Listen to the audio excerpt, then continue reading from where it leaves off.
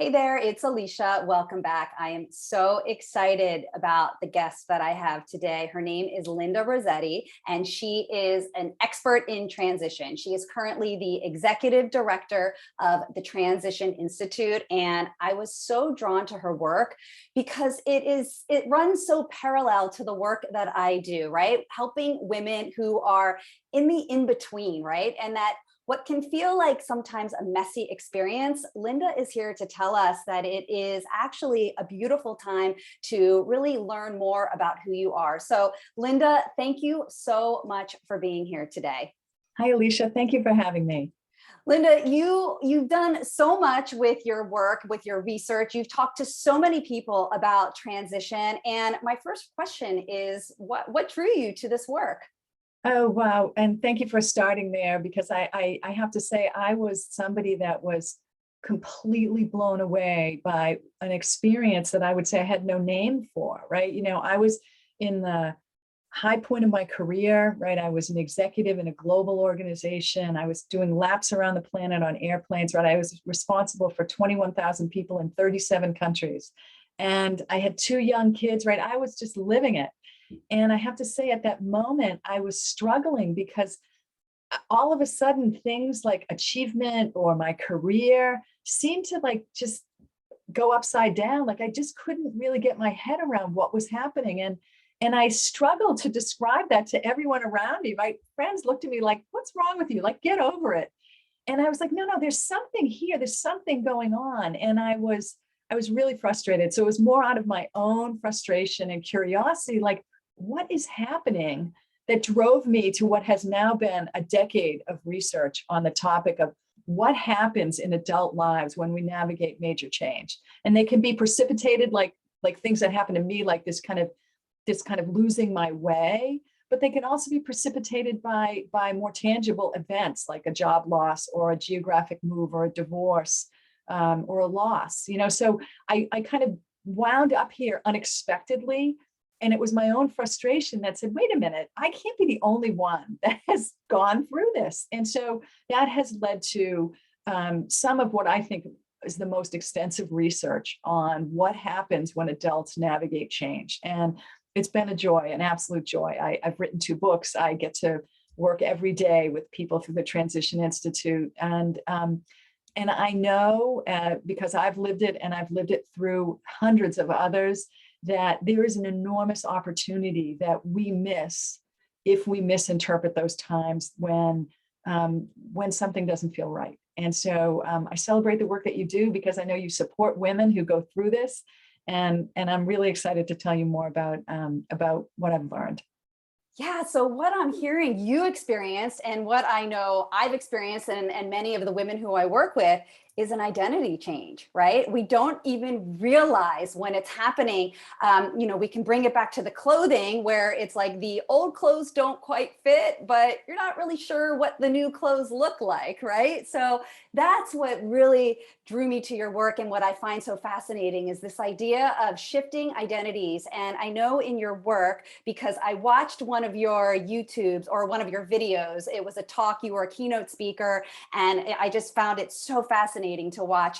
And you really talk about the difference between transition and change, right? And I actually recently just spoke to somebody who she grew out her gray hair. And I noticed that she and the women in that community, they all refer to it as the transition, right? Transitioning your hair. So unlike some of us who just dye our hair, it might be changing it a little bit.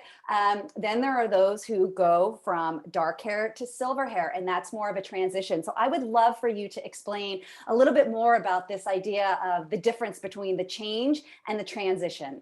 Absolutely. And society teaches us that those 2 words are interchangeable, right? We use the word change and transition, all the time. When in fact, what my research has told me is that changes and transitions are very different. Changes are very goal oriented, right? They're a known outcome. It's making an alteration on a particular, I might be a finance person at Bank of America and I want to do something cooler. So I say, okay, I want to be a finance manager at Google, right? I just want to, I'm making a known, I may not know the future name of my employer, but the process that I'm going through with the change has a known outcome, right? That's change. Whereas transition has an unknown outcome. And what happens in transition is when we re-examine our assumptions about who we are and how we make meaning in the world. And what's happening is what holds value and meaning to us is shifting, right? So the outcome, the tangible outcome is less certain, right? We're kind of embracing uncertainty for a time. But there's another layer that's happening that is so cool that can really help understand like what transition really is. Because when we become adults, right, and you mentioned identity, early in our adulthood, we look externally to set our definition and expectation for who we are, right? We look at the communities we work in, we look at where we live, our families, our religious affiliations, where we went to school, right? We use external inputs to really help us shape our identity. And as we undergo a transition, right, as we're willing to transition, not change, what's happening is we're reassessing the inputs upon which we define who we are and how we make meaning in the world. And I'm so sorry, my Apollo friend, my little doggy is going to tell us hello. And that means the mailman is here. And I'm embarrassed to say, I'm so sorry, there's really nothing I can do until the mailman brings him a cookie. Elysha, I'm so sorry. No problem. We're just going to keep going, and hopefully your colleagues and listeners don't mind a little barking golden doodle. We don't mind. You don't mind. Good. So what's happening is that, we are taking this notion of how we define our identity differently. We're pulling in different inputs, and the ones that we rely on when we transition are the things that hold value and meaning to us. That stage, if you look at kind of the scholarly work, is being self-authored. It's when we kind of define who we are, less by what's external and more by what's internally focused. We're not necessarily throwing the baby out with the bathwater. We're expanding to allow more of our voice, right, our truth, our essence to come forward in ways that are kind of affirming and incredibly enlivening. Yes. Okay. I have a question for you then. It's about when we're in transition, when we're changing identities and we're reaffirming what matters to us and our values. So my question is, why does it have to feel so messy all the time? And why does it get so dragged out, right? It seems to just go on and it feels just so uncomfortable. So why do you think that happens? And thank you so much for asking that question, because this is another layer that's so misunderstood, right? When we decide to alter pieces of our identity, right? When we say, oh, I'm going to leave being a freelancer, I'm going to be an entrepreneur. Our emotional system, right? We have an emotional system, just like we have a respiratory system or an endocrine system in our body, right? Our emotional system reads that movement as unsafe, right? Ooh, wait a minute, unsafe. And what it does is it mobilizes all sorts of emotions that try to anchor us in place, right? It tries to staple our feet to the floor, right? Oh no, we're going to have fear, and we're going to have regret, and we're going to have sadness or anxiety. And our emotions mobilize to try to distract us as part of our safety response, right? It's an innate response. And so what's in transition, what is required is to begin to have a new relationship with our emotions, right? We're not going to tell us not to feel, right? Because, hey, we're going to have a sad day or we're going to be anxiety ridden that day. But it is really to recognize their role in the greater progression. And once we do that, once we can put them in context, we can be less ruled by them. And that is really where the acceleration can begin. And I've witnessed that thousands of times. And it's part of the reason why I do the work that I do, right? That I write books, that I write articles, because I think if we all knew that, we would have so many fewer challenging days. I think it also requires courage. It requires courage to keep moving forward, even when all those emotions are being stirred up. What do you think about that? Oh my gosh, of course. And I think you can draw courage from inside, but also there are other things that can help affirm us, right? I, in my work, talk an awful lot about communities that can be appreciative, right? Whether it's a friend or new people that you meet through, groups or community organizations. But there's also affirming things like monitoring the clothes you're putting on, right? So that instead of, picking something out of the closet that may have been from, a decade ago that doesn't quite fit, you do something else, right? So I think that the courage is there in all of us. And we need to begin to raise our awareness to see what's influencing that courage, because some of the things that we're doing actually work against us. And so I love the work that you do, because it allows us to understand that, yeah, putting the purple beads on for the Zoom call is absolutely the right choice on a Friday, because it's going to help me smile all day long.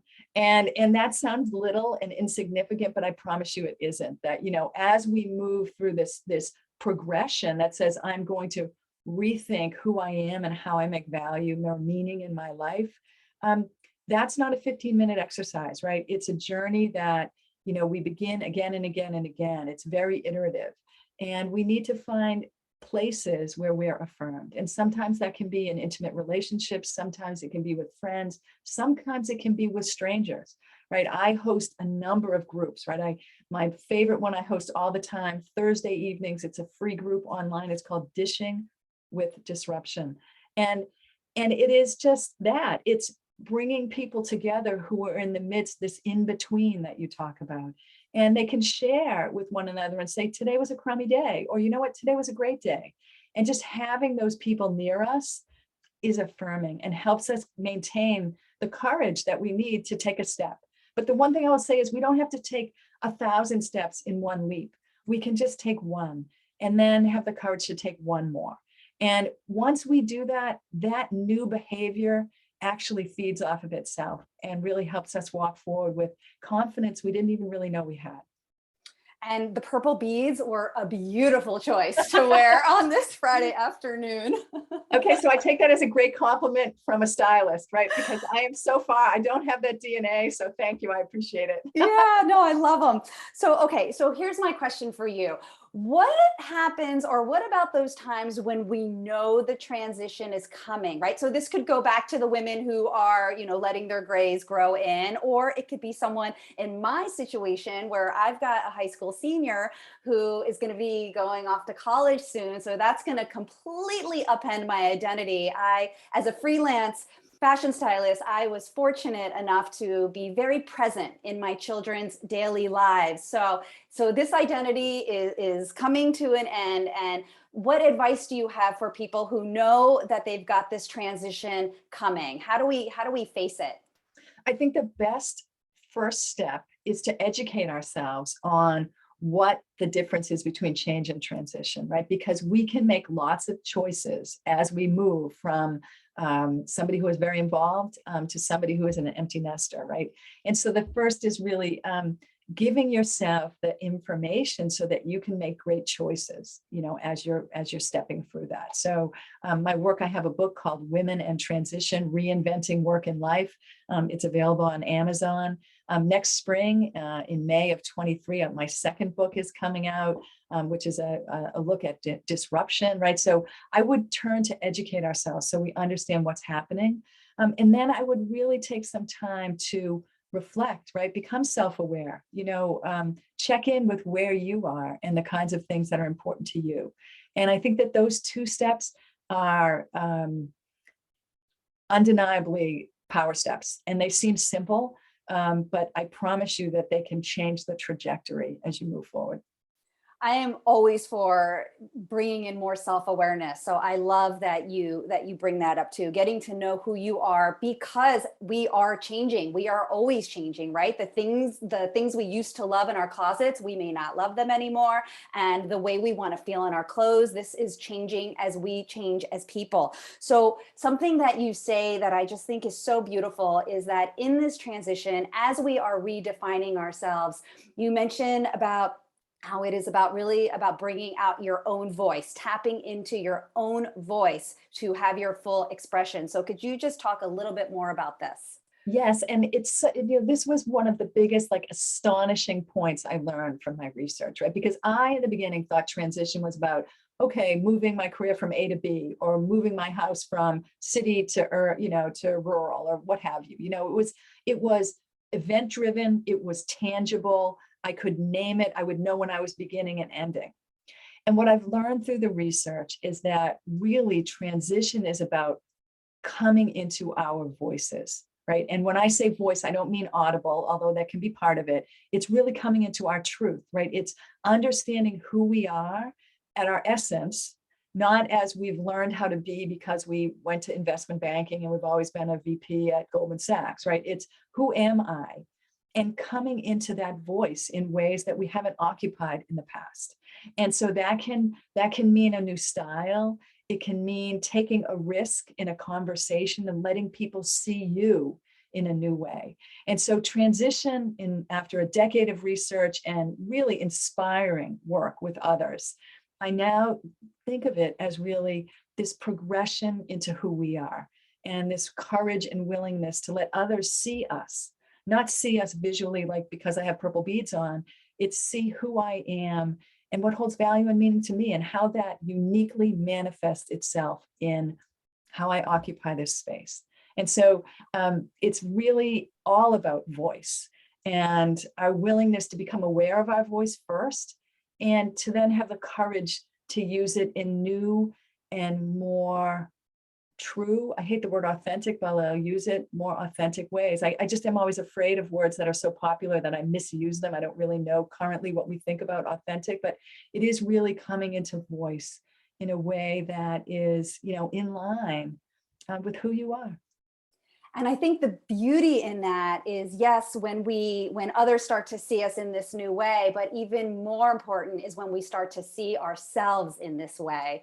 And this is how our work overlaps, because so much of what I do with my clients is I help them see themselves in a new way, ways they may not have even thought was possible. So I am just so grateful that you came here today to talk about your work. And you mentioned you've got a book that's already out, and you've got a new book that's coming out in the spring. So we're going to put the links. And I also think that I think you said it was Thursday night Zoom sessions. Yes. I think this sounds fabulous. We'll make sure that you have links with your information. Dishing on Disruption is fantastic. It's free. Anyone can join. I have people who have joined all through the pandemic. Like, they make it a religion every Thursday night. So I think that that's probably the best advertisement I can give. But if people want more information, the best place to go is my website, which is lindarossetti.com. And here's the challenging part. It's 2 S's and 2 T's, right? I have a difficult last name, but that's it. And I really can't thank you enough, Elysha, for letting me join you and to talk with you today. It's been great fun. Yes, thank you so much for being here today, Linda. I hope to see you soon. Everyone else, have a beautiful rest of your day.